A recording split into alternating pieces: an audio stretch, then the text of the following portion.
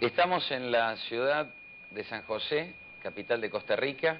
Vamos a entrevistar al señor ministro de Educación de este país, el doctor Leonardo Garnier. Leonardo, gracias por concedernos esta entrevista. Yo te comentaba fuera de cámaras que se habla muy bien de tu país. En el aspecto educacional es uno de los aspectos más destacados. 97% de alfabetismo, 100% de cobertura de escuela primaria, 75, 76 de escuela secundaria. Y esto todo en un contexto donde 42% de la población costarricense está en el campo. Ustedes han puesto en movimiento un mecanismo hace varios años, sobre todo en las 2 últimas décadas, de enseñarle al pueblo. Ahora, yo te quiero hacer una pregunta. ¿No era más fácil acaso mantener a un pueblo embrutecido para mantenerse en el poder?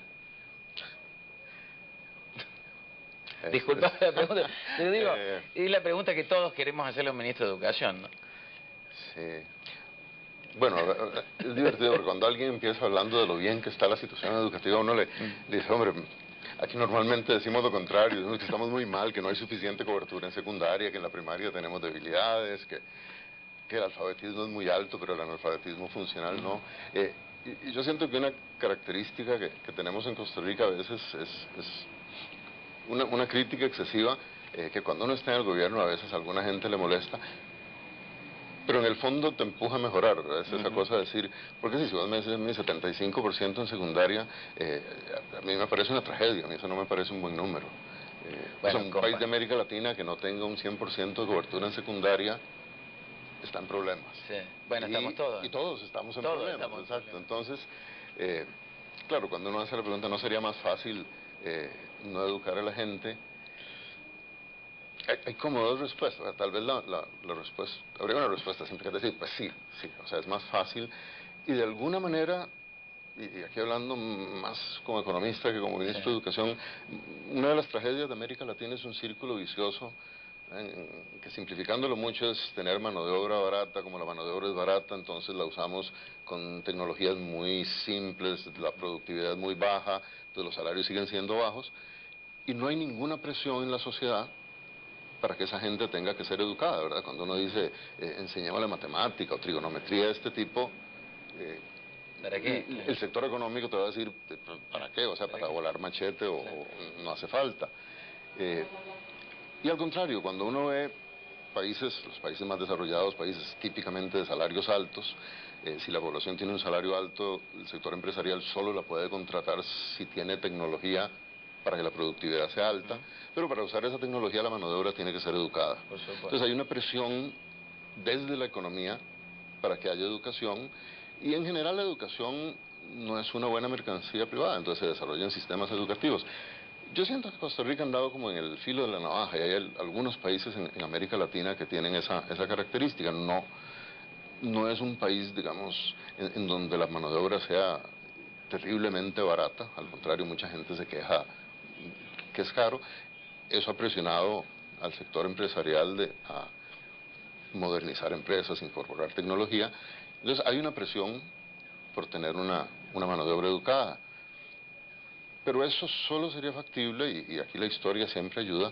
Desde el siglo XIX los liberales costarricenses fueron muy enfáticos en la importancia de la educación. O sea, don Mauro Fernández, yo siempre envidio a don Mauro, él fue ministro de Educación, el gran reformador de la educación de Costa Rica, pero don Mauro era ministro de Educación, Hacienda y Guerra. Las 3 cosas al mismo tiempo. Las 3 al mismo tiempo. Entonces, o sea, no tenía problemas de Hacienda, y si alguien estaba contra él, era ministro de Guerra. O sea que hizo una gran reforma, y fue cuando se declara la educación gratuita, obligatoria. Y claro, como siempre en América Latina, no es que a partir de ese momento se cumplió, pero a partir de ahí empezó una gran presión. Y yo diría que es parte de la cultura nacional entender que sí, que la educación es una cosa importante para el tipo de sociedad que queremos tener. Acá los conflictos tenemos que resolverlos negociando, porque no hay un ejército para que los resuelva por nosotros, y para la economía que nos gustaría construir. Usted, justamente uno de los temas interesantes que estamos viendo en Costa Rica y que se percibe desde el exterior es la creación de consenso. Vos me decías fuera de cámaras antes, el hecho de incluir en la educación, temas que hemos hablado con otras personalidades aquí, la educación del consenso, la educación de saber crear terrenos, digamos, de común acuerdo. ¿Cómo lo logran ustedes? Es decir, ¿cómo lo enfatizan desde el Ministerio? Yo te diría, en parte hay una cultura de la negociación que es históricamente muy antigua en Costa Rica, casi que de tiempos de la independencia, pero ya sí más recientemente, por ejemplo, nosotros hemos trabajado mucho el curso de educación cívica, que siempre es ese curso aburrido, le hace la Constitución y apréndase las leyes,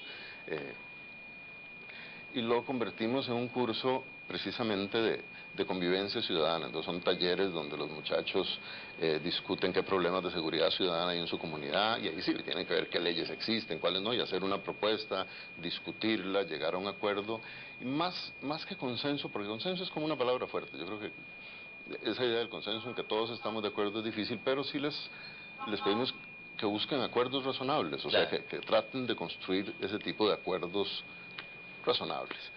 Y pasamos por muchos temas muy cercanos a los estudiantes, el tema de género, de cómo se relacionan hombres, mujeres en la clase y en la casa, en el barrio, y cómo ha cambiado eso, y ha tenido un efecto bien interesante en los estudiantes y en los docentes, y todo el tiempo el énfasis es eso, ¿verdad? O sea, aprendan a vivir en diversidad, aprendan a usar las instituciones, no se vale resolver los problemas simplemente por la fuerza, que es a veces una tendencia. Entonces yo diría que es reforzar una cultura nacional en una época en que a veces las contradicciones tienden a empujar a la gente a buscar salidas más por los medios que sean. ¿Me permitís que vayamos a un corte? Claro. Y enseguida volvemos con más clase ejecutiva.